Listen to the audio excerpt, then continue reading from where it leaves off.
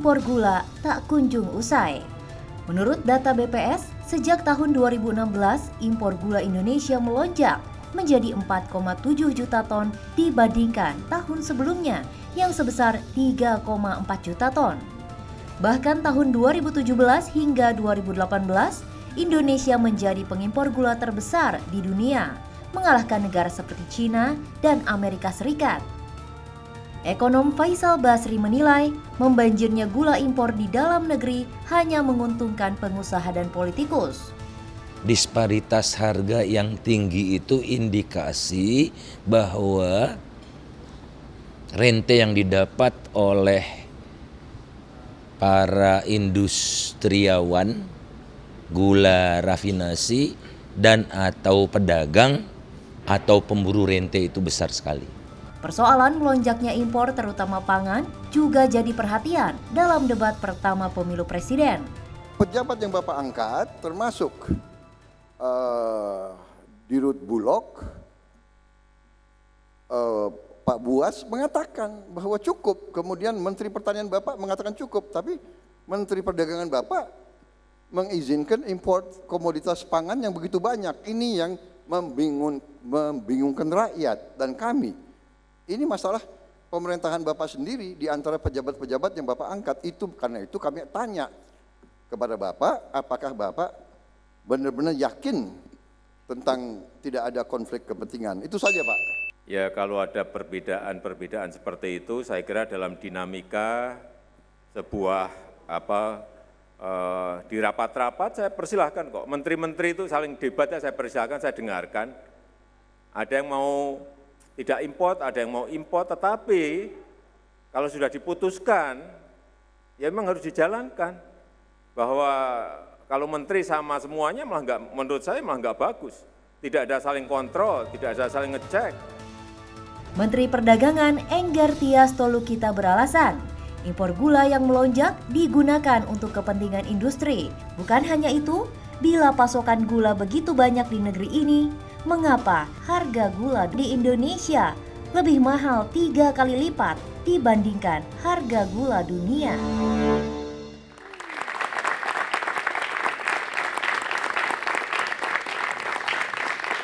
Selamat malam pemirsa, Anda menyaksikan Indonesia Business Forum bersama saya Tisa Noveni. Pemirsa, dari informasi yang kita saksikan tadi bahwa memang datanya menunjukkan bahwa Indonesia merupakan negara tertinggi pengimpor gula mentah ataupun raw sugar pemirsa. Tapi di sisi lain ada yang menilai bahwa tingginya impor gula di tanah air ini hanya menguntungkan para pengusaha dan politisi saja. Dan para petani gula lokal katanya menderita soal ini. Benarkah hal itu pemirsa? Kita malam hari ini akan membahas mengenai RI impor gula terbesar, siapa yang untung? Dan pemirsa, untuk membahas itu pemirsa kami sudah mengundang ada 4 orang narasumber sebetulnya kami undang, tapi yang 2 kita masih tunggu. Siapa saja mereka? Saya perkenalkan terlebih dahulu yang sudah hadir di sini. Yang pertama ada Bang Joni Plate yang merupakan anggota DPR RI. Selamat malam Bang Joni. Selamat malam. Kemudian juga di sebelah Bang Joni sudah ada Pak Dwiat Moko Setiono yang merupakan Ketua Forum Lintas Asosiasi Industri Pengguna Gula Rafinasi. Selamat malam Pak. Selamat malam. Iya. Nah, dan selain 2 narasumber ini pemirsa, kami juga mengundang salah satu ekonom senior, yaitu sudah ada Pak Derajat Wibowo. Sudah hadir di sini, apa kabar Pak Derajat? Silakan duduk. Alhamdulillah Mbak Tisa. Sudah. Bang Joni. Salaman dulu nih sebelum kita berdiskusi. Apa kabar Pak Derajat? Alhamdulillah. Alhamdulillah baik. Silakan duduk Pak Derajat, dan sembari kita menunggu kehadiran salah satu narasumber kita lagi yaitu Rizal Ramli, kita akan bertanya terlebih dulu kepada Pak Dwi. Pak Dwi, tadi kita melihat datanya bahwa sebetulnya impor gula mentah di Indonesia itu begitu tinggi untuk kebutuhan industri gula rafinasi. Apa betul Pak, memang gula rafinasi itu sebegitu tingginya Pak sehingga menggunakan gula impor Pak? Kebutuhannya. Kalau dibilang tinggi, tahun ini itu kita turun. Jadi tahun lalu itu sekitar tahun 2016 itu sekitar 3 jutaan berapa. Terus tahun IP-nya ada IP, ada realisasinya. Terus sekitar tahun 2017 3,2 naik. Tahun sekarang itu IP-nya 3, berapa, realisasinya sekitar 2,9. Jadi kalau tadi saya kaget juga, kok 4,4 dari mana gitu. Kalau setinggi itu dari mana? Selisihnya nggak sedikit loh. 4,4 dikurangi 2,93 3 lah, 1,4. Nah, setelah saya tanya-tanya, informasinya ternyata gula konsumsi, karena di Indonesia itu dibagi ada 2, namanya gula GKP, gula kristal putih, yang diproduksi oleh PTP dan lokal dari tebu lokal, dan GKR itu dari raw sugar yang diolah untuk menjadi gula rafinasi. Nah, inilah untuk kebutuhan para industri. Nah, itu sekitar 2,8, katanya dikonsumsi ini adalah untuk kebutuhan defisit. industri 2,8 ya rafinasi. 3 juta ton. 2,92. Realisasinya katanya defisit. Saya kurang tahu mengenai di bidang konsumsi. Tapi kalau di bidang saya sebagai pengusaha makanan dan minuman, ya sesuai dengan kontrak-kontrak yang kita berikan. Jadi kontrak dengan gula rafinasi itu tidak semudah daripada yang orang bayangin. Kita punya ditanyain kapasitas produksinya apa, produksi apa, mesinnya berapa, kita laporkan semua.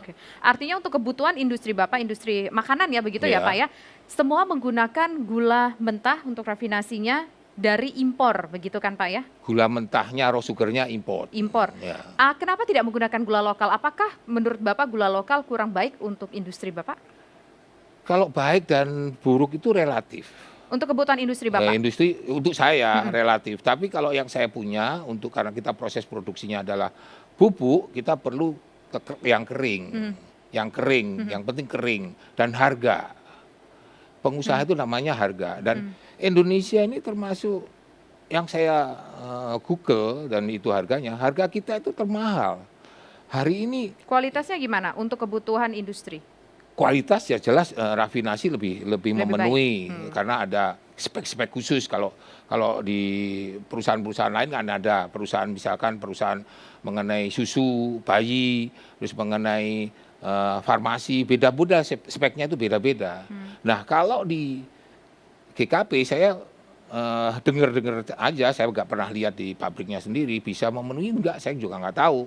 Karena melalui spek-spek ini saya dengar sih nggak bisa. Bahkan ada yang import langsung karena memenuhi spek-spek tertentu ini. Karena keputihannya seperti untuk kebutuhan bayi itu harus ada spek khusus. Gitu. Tapi kalau saya sih enggak. Nah, kalau mengenai harga, pengusaha juga mengenai harga.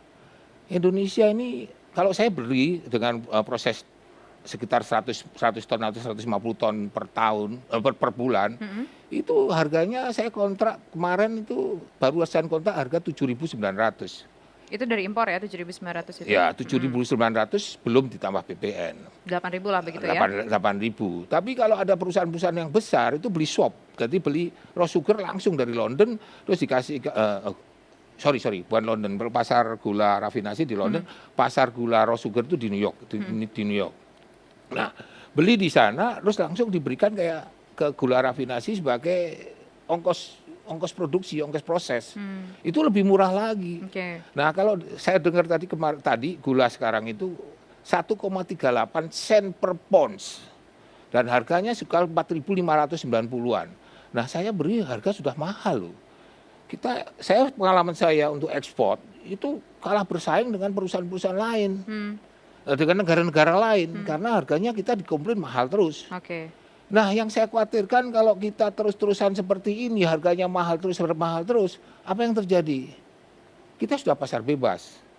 Barang-barang dari luar akan masuk semua berbondong-bondong. Itu catatan untuk kualitas lokal tadi begitu menurut Bapak? Bukan kualitas harga. Harga dan kualitas kan karena juga kalau tadi kualitas itu relatif lah.